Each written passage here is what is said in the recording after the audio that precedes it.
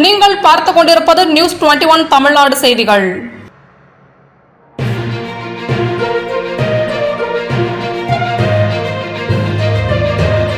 கள் இறக்குவதற்கான தடையை தமிழக அரசு நீக்க கோரி நாமக்கல்லில் டாஸ்மாக் கடையை பூட்டு போட முயன்ற விவசாயிகள் சங்கத்தினரை போலீசார் கைது செய்தனர்.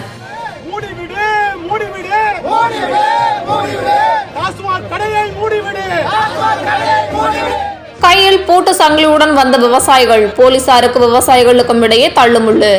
தென்னை பனை மரங்களிலிருந்து கள் இறக்குவதற்கான தடையை தமிழக அரசு நீக்க கோரி நாமக்கல் மாநகராட்சி பேருந்து நிலையம் அருகே உள்ள டாஸ்மாக் கடையை பூட்டு போட முயன்ற உழவர் பெருந்தலைவர் நாயனார் சாமி நாயுடுவின் தமிழக விவசாயிகள் சங்கத்தின் மாநில தலைவர் திரு வேலுசாமி உள்ளிட்ட விவசாயிகள் சங்கத்தைச் சேர்ந்த 100க்கும் மேற்பட்டோரை போலீசார் தடுத்து நிறுத்தி கைது செய்து தனியார் திருமண மண்டபத்தில் வைத்தனர்.